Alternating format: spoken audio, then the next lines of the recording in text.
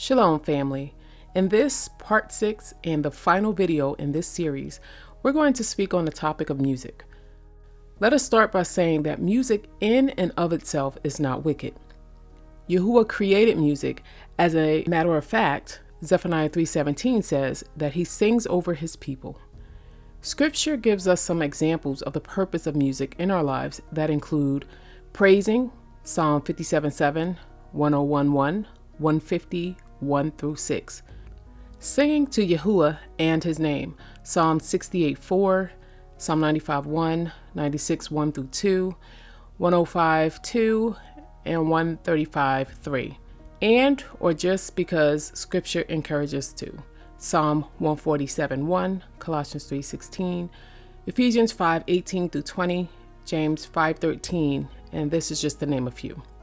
2 Chronicles chapter 20 verses 1 through 24 tells us how King Jehoshaphat and his people went into battle against their enemies with singing and praising to Yahuah, resulting in overcoming the enemy. Also, music was used to deliver Shaul from an evil spirit. 1 Samuel 16:23 says, "And it came to be, whenever the spirit from Elohim was upon Shaul, that David would take a lyre and play it with his hand. Then Shaul would become refreshed and well, and the evil spirit would leave him." Music that is from Yahuah is good and useful, sometimes to and for the life of the believer. But not all music is from the Most High. With that being said, let's get into it. Music. Ephesians 2:1 through 2. "And you he made alive when you were spiritually dead and separated from him because of your transgressions and sins, in which you once walked. You were following the ways of this world, influenced by this present age, in accordance with the prince of the power of the air, Satan, the spirit who is now at work in the disobedient, the unbelieving, who fight against the purposes of Yahuah." This scripture suggests that Satan has authority and power over the world and its systems, influencing people to follow his ways and to resist Yahuah. A believer filling their life with songs and entertainment that celebrate, promote, and encourage sin, filling them with dark things, is rebellious to Yahuah. Music affects us. It is a powerful tool. The words and rhythm of songs we hear and sing remain with us and echo in our minds. Whatever a person allows to occupy their minds will affect their lives. If we aren't careful with what we take in, we can expose ourselves to things that are damaging and or dangerous. Check out this clip. I sit on a council of 13 people that take orders only from the Rothschild Tribunal in London, which they claim they take their orders directly from Lucifer. I was the manager of Zodiac Productions, which Zodiac Productions, its name's been changed since then. I'm not even sure what they call it now, but it's the largest music conglomerate in the world. It owns RCA Records, Columbia Records, Motown Records, owns almost all the concert booking agencies in the United States. And that's not even the name of the company that owns it. The name of the company that owns it is Brenner Enterprises, and Brenner Enterprises is owned by Chase Manhattan. Chase Manhattan's owned by Standard Oil, and Standard Oil's owned by the Lords of London. You can track it on back. You kind of get the idea after a while. But I was the managing president of Zodiac Productions. It's one of my jobs as being one of these 13 people. Thus, I got to know many of the people who produce music and sing the music and play the music that you play. Now, one of the closest friends that I got during that time that I obtained was a man named David Crosby. Crosby, Still, Nash & Young. And I saw David the day before Christmas last year, talked with him. I got him away from this witch that he had with him. He told her to go shopping. We were in West Hollywood, and I was witnessing around to people I knew. We went off in this store, and we started talking. I said, "David, I'd like to ask you a couple questions." I said, "I already know the answers, but I've been gone for 5 years. I'd like to know if certain things are still the way they were when I left." I said, now I'll have to explain some of this when I'm done, because you're not going to understand it all unless you know something about music. I said, "Do they still take the master to the temple room?" Dave said, "Yeah." I said, "Do they still have the coven conjure demons into the master?" He said, "Of course." I said, "Now, I got to know something. What's the main reason for rock music?" He said, "Come on, Lance, you know what the reason is." I said, please, David, I don't want to guess. Tell me what the main reason is. He says the same as when you were in, so that we can place spells on people that we couldn't cast spells upon. I'll explain what that means in a minute. I said, okay, one last thing. I've been hearing that you must be an initiated witch now to get a record contract. He said, that's right. He says, many of us that weren't total witches have to be witches now in order to produce music. I said, thank you. The master is a tape about as big as the top of this podium that looks like an overgrown 8-track that the album is cut on and is placed in a machine that produces and presses the records and the 8-tracks and cassettes that you buy. After it's been recorded, it's taken in. This is why a master is cut months in advance before it's released. On the full moon, it's taken in to a temple room about the size of this auditorium that is in every one of the major music companies, behind locked doors up in the executive offices. And it's placed on an altar sitting in the north of the room and a pentagram engraved in the floor. And 13 hand-chosen witches and wizards and a coven come in and conjure a principality or a power up, usually Regia or something like that, and order him to tell the demons under him to follow every record and every tape coming off of that master. As I tell many Christian parents, you can go home and count your kids' records, probably yours too, and count how many demons at least are there. If that's too hard for you to believe, I'm sorry. That's why they do it. Now listen to me. This is why rock music's addicting. Have you ever seen kids that got rid of their music? They go around like this. They can't wait to find a rock station somewhere and they sneak off just like getting a cigarette or a fix because it's addicting. That's why they can't give it up. The rest of the conversation was this. You can't cast a spell on a Christian, but you can get a Christian to cast a spell on themselves. If you give the permission for the spell to work, being a Christian won't block it. And rock music is not just a song. It is supernatural music that which is carefully designed by their spirit guides or familiar spirits in the form of spells. Now, although the devil's music's power is the music and God's music is the words, much of the songs are written in what we call witch language. Give you kind of an idea. Many of you talk on a CB, unless you know what a smoky is, and a 10-4, and a front door and back door and rocking chair and these type of things. You don't know what you're talking about. Same with witches. When you're in the first and second level, you have to learn over 2,000 words that said by anybody else mean something totally different than when you say them. Elton John has said he's never written a song or sung a song that wasn't in which language. And I want to show you something. See how many kids in here, be honest, and adults. How many remember and have heard at least several times a song called Hotel California? Somebody tell me what it meant. Quickly, somebody tell me what it meant. Huh? That's pretty close. But from the words, what did it mean? Well, that's more of a guess. See, most people can't tell you. That's why when people do drugs and they listen to songs in which language, they get some of the meaning. But most of the time, they can't tell you. Stop and think how many songs are out there that you really like, and you don't have any idea what the person was talking about. Beyond the Yellow Brick Road? How about The Destroyer by Kiss? Can anybody tell me what it's about? Kiss said in it, kids, kill your parents. They're talking about Helter Skelter. Beatles sung Helter Skelter in which language? Nobody knew what it meant. Manson did because he belonged to the process. Helter Skelter is a several thousand-year-old word. Most of the music is either about Helter Skelter or a place called the Night Winds, which is what Hotel California is about, and different doctrines of witchcraft. You listen to them, your parents let you listen to them, and they have no idea. Kiss openly bragged how they were gaining control of people through their music because the people played their music. They told how they didn't form their own group. Their church, because they were ordained ministers of the Satanist church, placed them together. And that's how most of the music is done. David Crosby, when him and Crosby, Still Nash and Young produced the record Two-Way Street, they ordered the principality of Medice to order demons of rebellion to go into the record, and everybody that heard it would be rebellious against law and order and government. And it was one of the reasons for the great upheaval in the 60s was that one album, and they take open credit for it. Secular music in general should be avoided, especially heavy metal, trap, rap, and anything that promotes fornication, lust, adultery, violence, greed, and or covetousness, just to name a few. Some artists have actually confessed that they have sold their souls to the devil, are practicing witches, or dabble in demonic practices. Why is your hand over your eye? Because I'm a devil worshiper. What are you talking about? All right, well, I have tickets to see the devil worshiper.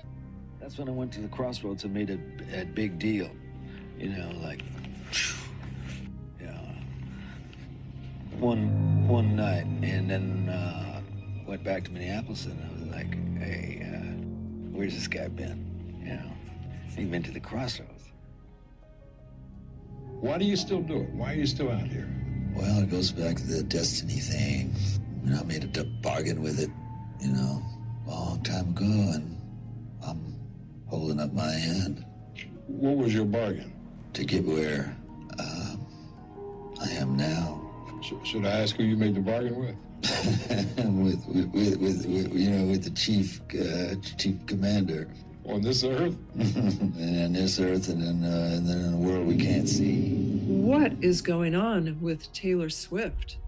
She made this very cryptic post on Twitter X on November 13th, 2023, saying, never beating the sorcery allegations, with an emoji of an airplane with stars. And it was linked to a video from her Eras tour at Buenos Aires, Argentina, where she was singing the song Labyrinth. And when she got to the lyrics that says, I thought the plane was going down, how'd you turn it right around at that moment? Look at this video. Here's an airplane, full size, skimming the Coliseum, the stadium where she's singing.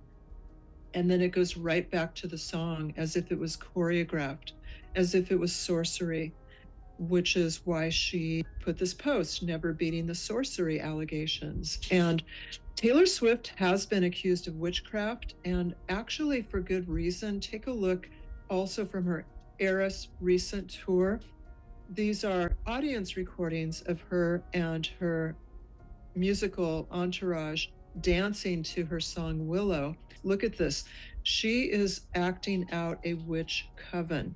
Now, she might deny it. She may not think she's a witch. She may not think she's engaged in witchcraft, maybe even not. But she is doing one thing for certain. Look at this. She is glorifying witchcraft. Glorifying witchcraft when we are commanded to only glorify God. How do I know this? Because I used to be engaged in activities just like this. Here's a photo of me. It's a black and white photo because it's of a book I wrote a long time ago about goddesses, about my worshiping in Glastonbury, England. Now that's one of the capitals of New Age, occult, and witchcraft in the world. And here's a photo of me dressed just like Taylor Swift and her dancers with the velvet cape and the hood on. That's what you wear when you're involved in the occult, in New Age and sorcery and witchcraft and goddess worship. So they are dancing around in a symbol of a coven. And some people say they're actually casting spells on the audience. Could be. Satan works through people. We know that. It's very frightening for Taylor Swift's soul. And most of all, I'm concerned for her fans, especially the young ones who adore her, want to be like her, want to copy her at a time when Wicca and witchcraft are already growing in popularity. My soul to the devil. I know it's a crappy deal. Lisa came with a few toys like a Happy Meal. What does astrology... And I was crying, too. The role of astrology in your life has meaning, right? Yeah, for sure. I mean, even tarot cards. When I went to the studio, you gave me a reading. You've been doing readings on set. Yeah. What do you look to astrology for? Is it understanding of what you're going through? Is it an understanding of what will be?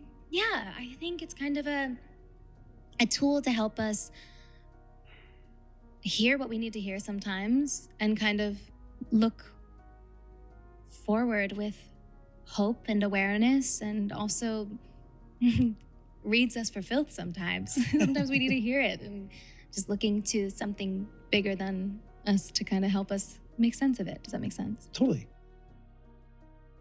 Do you believe in that? Like, is there something to, when you're making music, just letting go to the universe and or wherever your brain will go and just seeing what happens? Because we have like artists come on the show, and like there's a few different schools of thought, but like one artist may say like I write 100 songs and that's how I become a good songwriter, and then Chris Martin comes on a bunch of times and preaches about how the universe gave him Viva La Vida, and he just like opens himself up and it just beams from the sky. I love that. But is there an in-between anywhere where like craft Absolutely. meets the universe? Yeah. I'm somewhere in between. I've learned, I don't know, I sit somewhere between being a literal witch, I'm not kidding, between being a literal witch, I'm not kidding, and being like the most realistic, cut, dry, like, you know? Yeah, totally. I don't know. I feel like I'm my most productive when I am open, and also when I pretend no one's ever going to hear it. That's when I'm my best, I think. At what point in the process? Okay, we think you get the point. If you have any secular music, get it out of your home and your lives. We know we can't always avoid it because it is everywhere, but we don't need to own it. Christian and gospel music. With this type of music, you have to be watchful of what the words are saying. Some of the artists who make this type of music are under the same labels as secular artists. Some of these artists play ignorant when they are interviewed about their biblical views, and they even go as far as denying their beliefs. You're known as far as your music. Mm-hmm. You're known as more of a Christian artist. Mm-hmm. But now with all this mainstream, I mean, you're here, you're at MyFM, Yeah. mainstream, hot AC. Things are, I guess there's just a two-part question. First of all, Cool. What do you call yourself? How do you name yourself? Because do you call yourself still a Christian artist, even in the mainstream, or what do you call yourself? I feel like those labels get put on you by other people, Sure. which is, and I'm not, Like that's me, not, like I just did.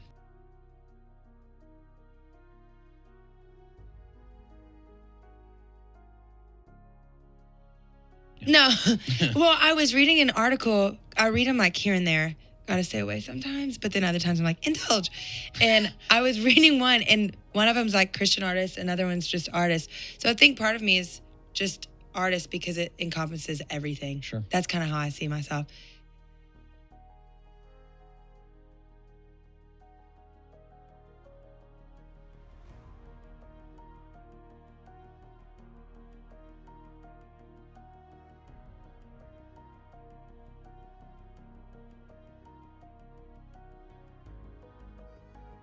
And allow music such as mine to be accepted and embraced by everybody. Absolutely. I mean, let's talk about those barriers a little bit, because you do gospel rap music and you're here at the Grammys. So some barriers have already been broken down. Can you just talk about that process? Yeah, well, I mean, first of all, it's just even the labels. Like, I don't try to do gospel music. I'm not trying to be a gospel rapper.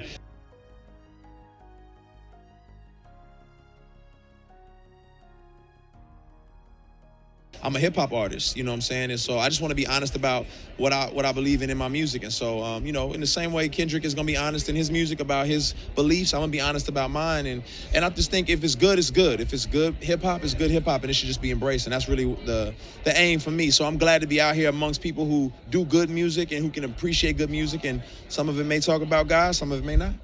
When you think about your music kind of like feeling very secular in a way, were you ever concerned? Because like on this latest album, you even duetted with Wyclef Jean. You've done music with lots of secular artists. So did you ever worry about that, about being judged for working with secular artists?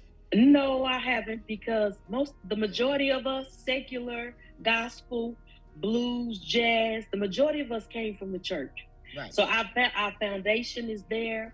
Wyclef Jean, to find out his father was a minister. Mm-hmm. He grew up in the church. And it's like, we're still faith-based, but your gift is your gift, and your area of your gift is that. But not to say that we don't give honor to who our Father is, our Heavenly Father is. Yes. So I don't take the blow like that, Bev, because I'm not going to let anybody put me in a box. Because my thing is to become all things to all men to win some.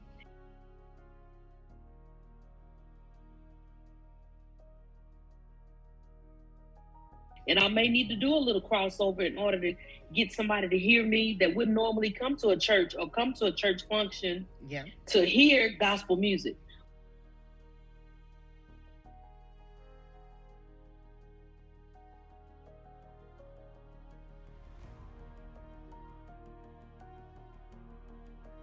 But if by me singing with Wycliffe, that introduced me to somebody who may not have never heard me before. Yes. Or Timberland. So it's just, and he was raised in the church. So it's like, it's okay. It's okay because people gonna say what they gonna say anyway. So I'm encouraged anyway. I love that.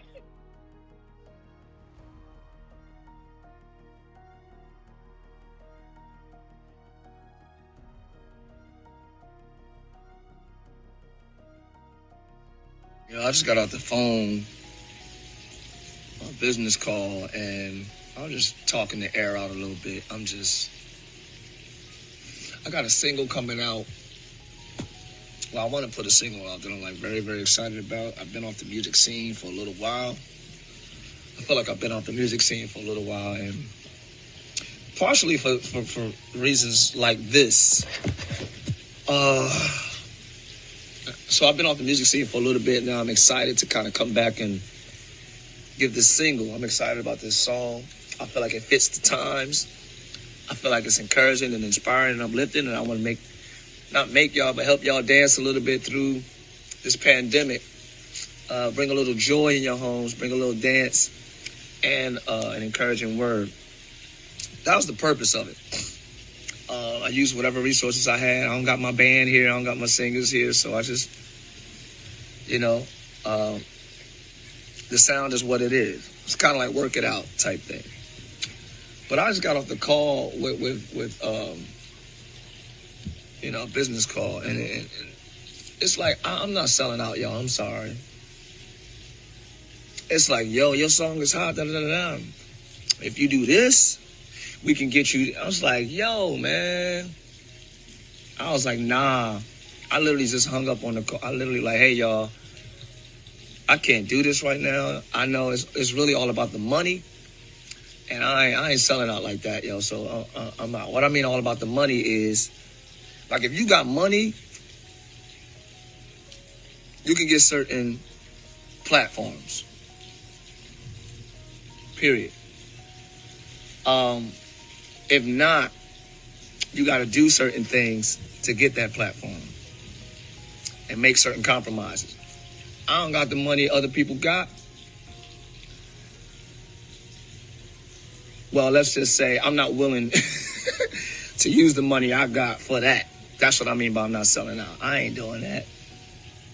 Nope.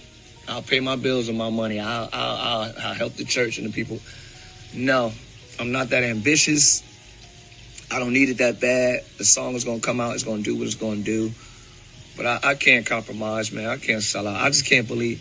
I'm this is why my head was in the sands of Orlando and Live Church. Like, the industry, I can't do it. It's not godly. God didn't establish the music industry. He didn't establish the gospel music industry. It's an industry. It's just, and to make music and to use the gift God gave you and to put all your blood, sweat, and tears. I know I sound like every other artist, but you put your blood, sweat, and tears into it. You put excellence into it. You know what I mean? The Lord gives you a gift and you want to give it back to him and point it back to him. And then you got to place this baby called a song into the hands of a godless industry. It's like, yo. And I'm not just talking mainstream. I mean, even the gospel music industry is not God established. Though he is glorified, he didn't establish it. Just like he might not have established your job, but he can get glory at your place of work. It's the same thing. But to put these songs into the hands of that, and if you guys hear, whether you hear it or not, it's based on these powers that be or what, I don't know. I'm just rambling. I know I'm frustrated, but what's up, homie? You good? You good? My bad. All right. Y'all getting it done, bro? Yeah. All right. I'm happy about that. I'm excited about the single, y'all. I just want y'all to dance and be encouraged. I don't care if it's like a TikTok thing. I don't care about what the world considers success anymore. I will just be on this level for the rest of my life, and others that are willing to do what it takes to get there, they'll be the ones that go up. And that's not everybody. Some people do got pure hearts, and some people do got, like, that type of favor from God where they excel without having to compromise. I have been one that have been able to excel without compromising to this level. and the other levels that you get, like the big, what people would consider big things, or why gospel music is here and it seems like mainstream music is there, I'm not willing to do it. I'm not willing to do it. So if I'm going to stay on this level for the rest of my life, let me recline. I'm not doing it. If my music is not good enough to be placed certain places, hallelujah. Maybe it's not for that. I do it to the glory of the Lord, and I do it to encourage and inspire people. Everybody wants success, even what the world considers success. Everybody knowing your name, everybody knowing your song, everybody enjoying your music. Yeah, that's everybody will want that. If you write music and make music, you want as much ears as possible to hear it and enjoy it. But I'm just realizing it's not the reality all the time. You know what I mean? And of course, everybody's not gonna know everybody. Anyway, I'm not doing it, y'all. I'm not selling out. I can't do it. If you do this, then it could get played. Is the song good or not? If you do that, do you like the song or not? If you do people like the song? Let them hear it first before you make me adjust. Like, yo, if you do this, Ty, if you be this, no. I'm not doing it. Nope. But if I had the money, I could pay for that platform. But I'm good on that. Well, I'm gonna stop saying if I had the money. Thank God I got a couple of pennies, but if I had the money for that, I'm not using my money for that. That's what I'm saying. Not doing it. I'm not doing it, y'all. And y'all pray for people, man. I mean, it's a crazy dance. It's a crazy dance to hold on to your integrity, to hold on to your convictions, and then to be in this world but not of it. It's a challenge to not be of it. Depends on how ambitious you are. It depends on how much you desire it. Nah, I don't desire it that bad. I'm good. One thing that really stuck out to me with you and Tasha was you did talk about the idea of collabing with secular artists.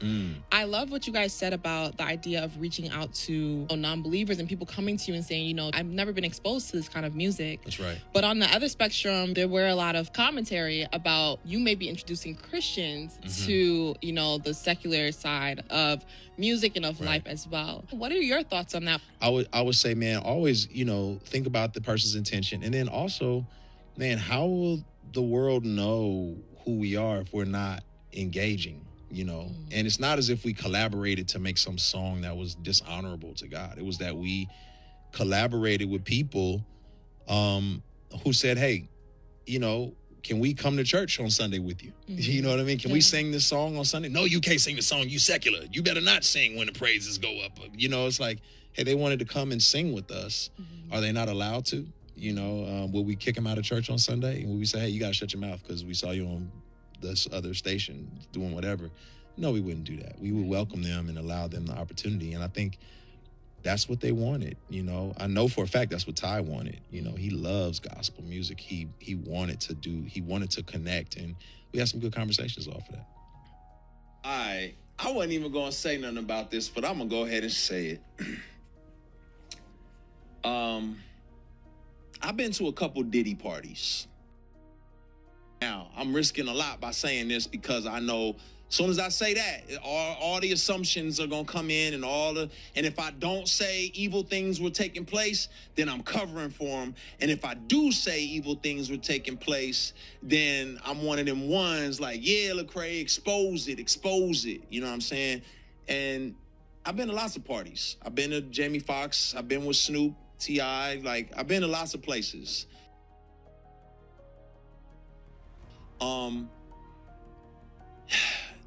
Here's what I'll say. There are people who will test you. There are people who will see how far your limits are. And if you're willing to take a step, then they'll take two. I, in my personal experience, never saw anything where someone was like, you can't move any further unless you do X, Y, or Z. But what I did see was, if you do X, Y, or Z, we'll keep coming. Because and that's how we all are. It's Psalm 1, right? It says, Blessed is the man who does not walk in the counsel of the wicked, who does not stand in the way of sinners, who does not sit in the seat of mockers. You start walking, they gonna walk with you, and now you find yourself standing. They like, oh, you stand? Well, if you stand, come sit. Now, next thing you know, you're sitting. And so it was never a situation where I felt forced to sit. It was a situations where I was asked, do you stand?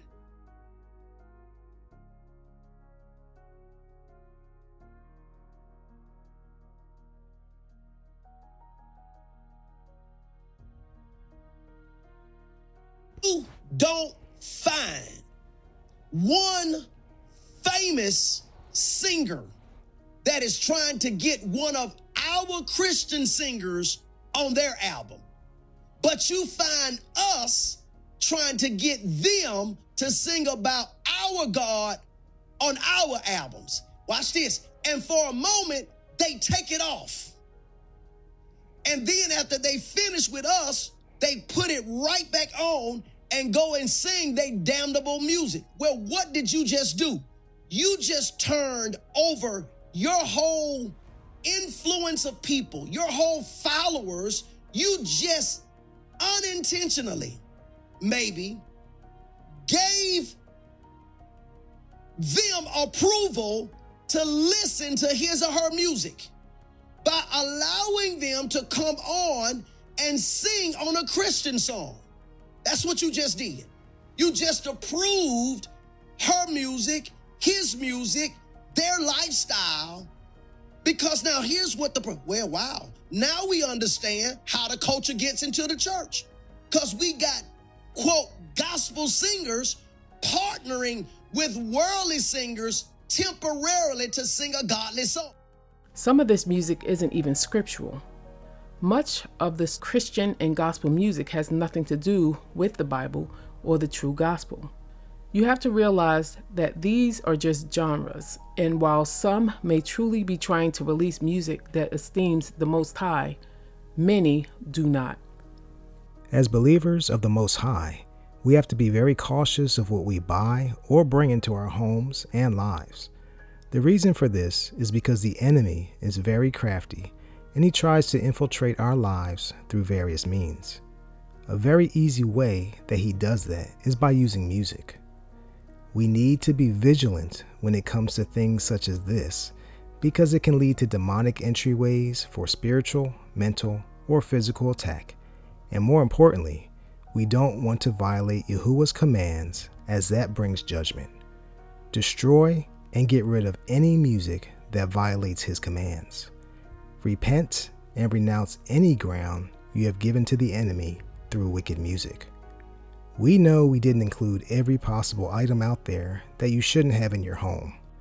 Our job in this series was to show you some things and to lead you into seeking Yah so that he can reveal all the things that you need to get rid of and to not even purchase to begin with. Unlike us who know in part, the Most High knows all things. We don't know everything that is going on in the spiritual world, but what we do know is that the enemy will use whatever means possible to try to gain access into your life. He wants to wage some really big battles against Yah's people. Unfortunately, some people don't even know they're in a battle and are getting a constant beating by the enemy.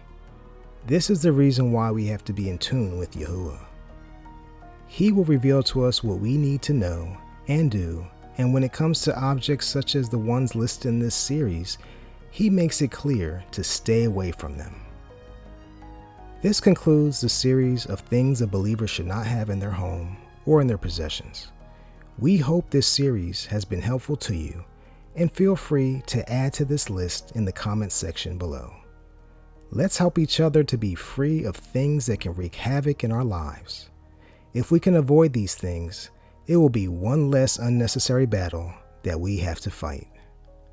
Thanks for watching. Please don't forget to like, share, and subscribe. We love you, and are praying for you. Until next time, family. Shalom.